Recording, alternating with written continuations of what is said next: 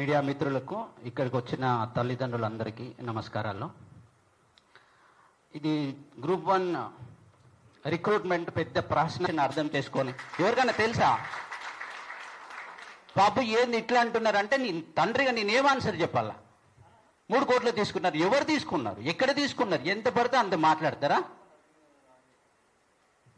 ఒకటేసారి జలిపోయిందో రాసిన, అరే నీ జలిపోయిన అడ్డం వచ్చింది ఆ క్వశ్చన్ ఆన్సర్లు రాయడానికి.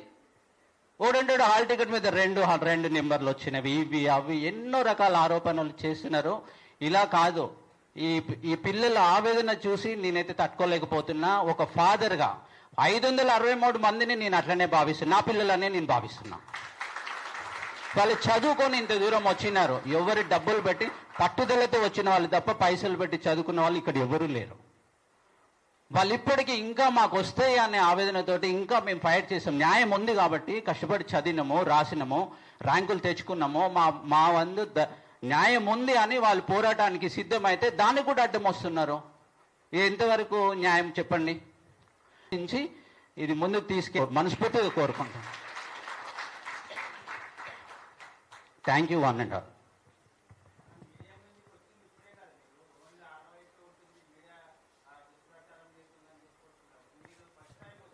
మీడియా దుష్ప్రచారం కాదు బ్రదర్, సోషల్ మీడియాలో వచ్చే వాటిని 3 కోట్లు తీసుకుంటున్నదని ఒక అతను కూడా మంచి పొజిషన్లో ఉన్న అతన్ని, అది సోషల్ మీడియాలో చూసే కదా మనము ఇవాళ ఇక్కడికి వచ్చేయాల్సిన అవసరం ఏమొచ్చింది మనకు?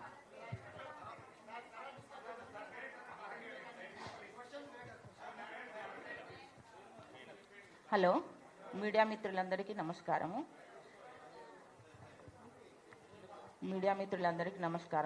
మేము చెప్పేది ఏంటంటే, మాకు ఇప్పుడు పోస్టింగ్స్ వస్తాయి, మీతోటి సంతోషాన్ని పంచుకుందాము అనే మూమెంట్లో మమ్మల్ని గుండెలు బాదుకుంటూ వచ్చి మీ దగ్గర మా రోదనని చెప్పుకునేలాగా చేసిండ్రు ఇప్పుడు ఉన్న ప్రభుత్వమా ఏంది మాకు తెలియదు, ఏం జరుగుతుందో తెలియదు.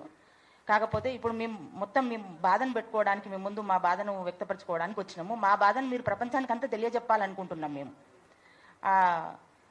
మరి 3 కోట్లు, మరి మా పిల్లల కష్టాన్ని 3 కోట్లతోటి పోల్చిండ్రు. ఎక్కడిచ్చిండ్రు? ఎవరికి ఇచ్చిండ్రు 3 కోట్లు?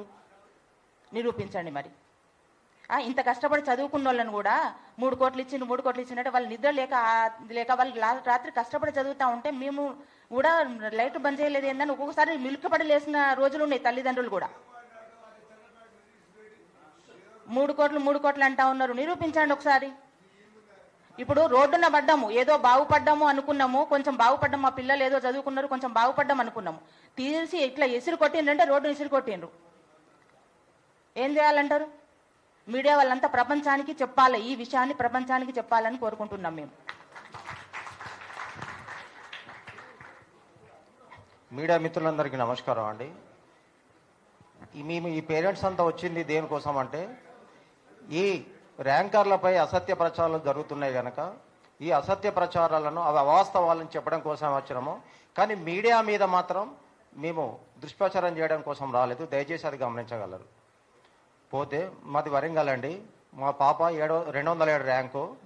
నేను మీకు వాస్తవం చెప్తున్నా, మా మేడము అనారోగ్యంతో ఉంటే మా పిల్లలు చదువుకోవాలని, చదువు విలువ తెలిసి నేను చాలా కష్టపడి మా పిల్లలను నేను అత్యున్నతంగా చదివించాలనే ధ్యేయంతో ఎంతో కష్టపడి మా పిల్లలను చదివిస్తే మా పాప 2 సార్లు ఇదే ఎగ్జామ్స్ రాసి మొన్న 207 ర్యాంకు తెచ్చుకొని ఇప్పుడు మూలిగెనక్కపై తాటుపండు పడ్డట్టు ఈ కోర్టు తీర్పుకు వాళ్ళు బాధపడుతుంటే, ఈ రాజకీయ నాయకులు చేసేటువంటి దుష్ప్రచారంతో చాలా మనోవేదనకు గురి. రాజకీయ నాయకులని ఒకటి అడుగుతున్నా, ఎవరైతే అసత్య ప్రచారం చేస్తున్నారో అందులో మీ పిల్లలు ఉంటే మీరు ఇలా ప్రచారం చేయగలుగుతారా? ఈ 3 కోట్లు అనేది ఎవరు పెట్టగలుగుతారు? ఈ 3 కోట్లు అనేది నాకు తెలిసి సామర్థ్యం లేని వాళ్ళు అది అక్రమ మార్గంలో పోవడానికి ప్రయత్నం చేస్తారు. కానీ ఎప్పుడు సామర్థ్యం ఉన్న పిల్లలు చదువుపై నమ్మకంతో, చదువు మీదనే నమ్మకంతో ర్యాంకుల వెంబడిపడి ర్యాంకులు తెచ్చుకునే ప్రయత్నం చేస్తారు. కానీ ఎప్పుడూ అక్రమ మార్గాల వైపు ఎప్పుడూ చూడరు. దయచేసి మీరు ఇది గమనించాలి.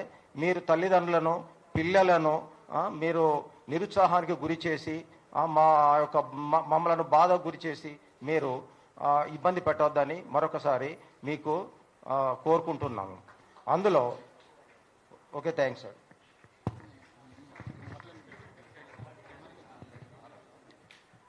అందరికీ నమస్కారం అండి. నా పేరు వెంకటరమణ అండి. నేను కూడా ఒక ఎక్స్ సర్వీస్ మ్యాన్. నా పేరు వెంకటరమణ అండి. నేను కూడా ఒక ఎక్స్ సర్వీస్ మ్యాన్. దేశం గురించి 15 సంవత్సరాలు కష్టపడి వచ్చాను. చిన్నప్పటి నుండి మా నాన్నగారు చెప్పేవాళ్ళు, కష్టపడి చదువుకొని గవర్నమెంట్ ఉద్యోగం చేసుకోండి అని. ఆ టైంలలో మాకు చాలా ఇబ్బందిగా ఉండేది. నేను ట్యూషన్ చెప్పుకొని కష్టపడి చిన్న ఉద్యోగం సంపాదించుకున్నాను. ఆ కోరికతో అంటే మేము కొద్దిగా బెటర్ పరిస్థితికి వచ్చినప్పుడు నా పిల్లలకి ఇంకా మంచి చదువు ఇప్పించాలని చెప్పేసి చాలా కష్టపడి మోటివేట్ చేసి పిల్లలను కష్టపడి చదివించుకుంటున్నాను. మా పాప కూడా అందుకు అనుగుణంగానే కష్టపడ్డది. మా బాధను అర్థం చేసుకుంది, చాలా కష్టపడ్డది. తనకు 31 ర్యాంక్ వచ్చిందండి. ఆమె ఎన్ఐటి వరంగల్లో బీటెక్ చేసింది. సెకండ్ ఇయర్ నుండే యూపీఎస్సీ ప్రిపరేషన్ గురించి కష్టపడుతున్నది. గత 5 సంవత్సరాల నుండి కష్టపడుతుంది సార్.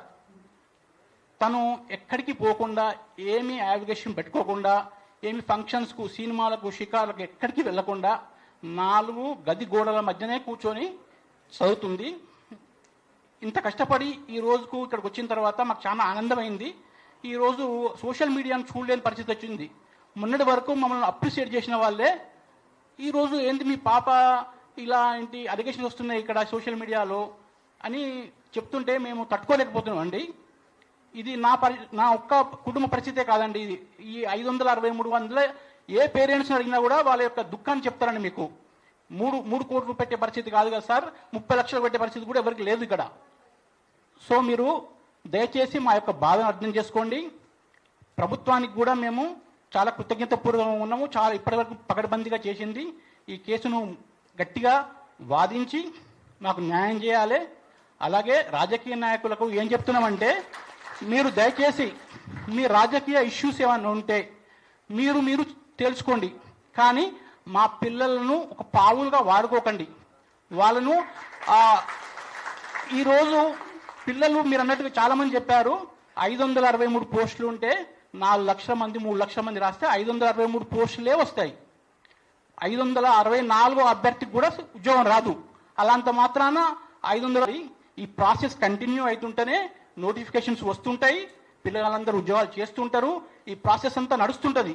కానీ ప్రతిసారి వచ్చిన సార్లల్లా రాని క్యాండిడేట్ పోయి ఏదో ఒక మిషతోని ఇలాగ కోట్ల కేసులు వేస్తూ పోతుంటే ఇది ఎప్పటికీ ప్రాసెస్ కాదండి. ఇక మన పిల్లలు మొత్తము ఇంకా 20 సంవత్సరాల తర్వాత కూడా ఇలా నిరుద్యోగంలో ఉండిపోతారు. నా యొక్క విన్నపం ఏంటంటే, ఈ రాని స్టూడెంట్స్ కూడా ఏమీ నిరుత్సాహపడకండి.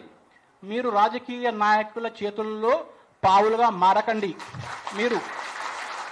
మీకు ఎంతో భవిష్యత్తు ఉంది, ఆ భవిష్యత్తును పాడు చేసుకోకండి. దీంట్లో ఏం ఆగదు ఈ రోజుల్లో. దయచేసి మీరు అర్థం చేసుకోండి, మాకు న్యాయం చేయించండి. థ్యాంక్ యూ అండి.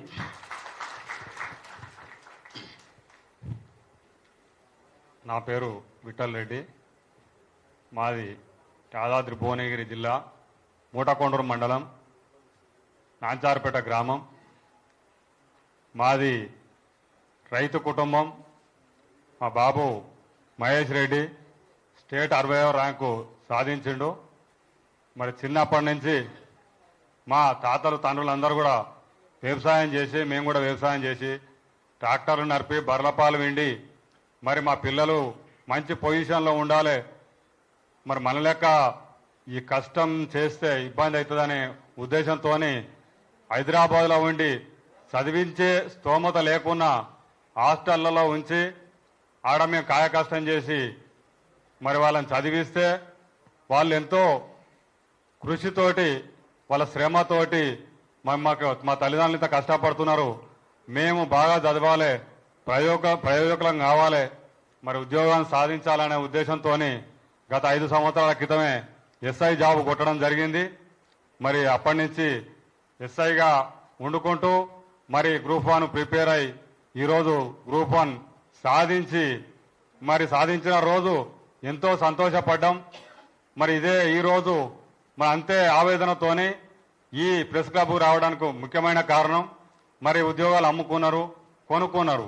అమ్మినోళ్ళు ఎవరు, కొనుక్కున్న వాళ్ళు ఎవరు? మరి మాట్లాడే వాళ్ళ దగ్గర ఏమైనా ఆధారాలు ఉంటే దాన్ని చూపియాలి. కానీ ఇట్లా మా పిల్లల యొక్క జీవితాలు ప్రశ్నార్థకం అయ్యేలా ఇలాంటి రాజకీయ నాయకులు, మరి ఈ ఇన్స్టిట్యూట్ వాళ్ళు ఈ లేనిపోని మాటలు మాట్లాడి మరి వీళ్ళ బతుకులు ఆగం చేయొద్దని ఈ మీడియా ద్వారా మరి ఈరోజు రాజ్యాంగం మీద, న్యాయ వ్యవస్థ మీద మనందరికీ పూర్తి నమ్మకం ఉంది. మరి ఈరోజు గవర్నమెంట్ మీద కూడా పూర్తి నమ్మకం ఉంది. మా పిల్లల్ని మరి ఎలాంటి ఇబ్బందులు లేకుండా వాళ్లకు నియామక పత్రాలు ఇచ్చి మరి ఆదుకుంటారని మరి మీడియా ద్వారా ప్రభుత్వానికి, న్యాయ వ్యవస్థకు కూడా మనవి చేసుకుంటూ మా యొక్క ఆవేదన వెలిపిస్తున్నాం.